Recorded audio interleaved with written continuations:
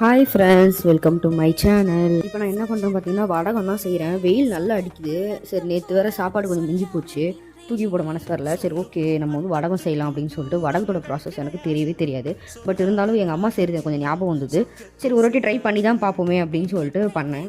அதுக்கு நான் என்ன பண்ணுறேன்னா, சோறு இருக்கு இல்லையா, ரைஸை நான் கொஞ்சம் மிக்சியில் போட்டு நல்லா வந்து கிரைண்ட் பண்ணிக்கிறேன். நல்லா வந்து அரைச்சி எடுத்ததுக்கப்புறமா ஒரு சட்டியில் மாற்றிட்டு அதில் கடுகு, சீரகம், உப்பு, அப்புறமா வந்துட்டு மிளகாத்தூள். உப்பு ஏற்கனவே உங்களுக்கு வந்து சாப்பாட்டில் இருக்கும், அதனால உப்பு கொஞ்சம் கம்மியாக சேர்த்துக்கிறது நல்லது.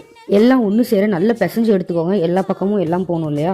அந்த கடுகு போடுறதுனால நீங்கள் காஞ்சதுக்கப்புறம் எடுத்து வறுக்கும் போது அந்த வந்து கடுகுடைய வாசனை நல்லாயிருக்கும். அப்புறம் நான் ஒரு சில்வர் பிளேட்டில் நான் என்ன பண்ணிக்கிட்டேன், எல்லாத்தையும் கொஞ்சம் கொஞ்சமாக எடுத்து வச்சுக்கிட்டேன். நீங்கள் ரொம்ப மெலிசாகவும் ஊற்றிடக்கூடாது, ரொம்ப குண்டாகவும் ஊற்றிடக்கூடாது. மீடியமாக வந்து அங்கங்கே கொஞ்சம் கொஞ்சமாக நீங்கள் ஸ்பூனில் எடுத்து கூட வைக்கலாம். நான் கையில் எடுத்து வச்சேன். நான் இப்போ இதை எடுத்து மொட்டை மாடியில் வச்சிடுறேன். நான் இதை ஒரு 2 நாள் காய வச்சுருப்பேன். மொதல் நாள் ஃபுல்லாக வந்து மேலே மொட்டை மாடியில் வெயிலில் காய வச்சேன். 2வது நாள் நான் வீட்டில் ஃபேனு கீழே காய வச்சுட்டேன்.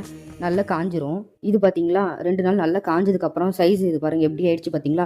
குண்டு குண்டாக வச்சேன், இது இப்போ நல்லா காஞ்சி மெல்லிஸாக ஆகிடுச்சு. ரொம்பவும் குண்டாக வச்சா பொரிக்கும் போது நடுவில் வந்து வெந்திருக்காது, ஒரு மாதிரி சவக்கு சவக்குன்னு இருக்கும். அதனால் கொஞ்சம் மீடியமாக போட்டுக்கோங்க. இப்போ நம்ம இதை வந்து பொரிச்சு எடுத்துக்கலாம். நான் பொரிச்சு காட்டுறேன் இது எப்படி வந்திருக்கு அப்படின்னு சொல்லிட்டு. இதுக்கு ஒரு கடாயில் வந்து எண்ணெய் கொஞ்சம் ஆட் பண்ணியிருக்கேன். நான் ஒரு சின்ன ஒரு கடாய் தான் எடுத்திருக்கேன். பெருசாக எடுத்தால் நிறைய எண்ணெய் ஊற்றணும் இல்லையா, சின்ன கடாய் எடுத்திருக்கேன். இப்போ எண்ணெய் நல்லா சுட்டதுக்கப்புறமா ஒன்று ஒன்றா போட்டு பொரிச்சு எடுத்துக்கலாம்.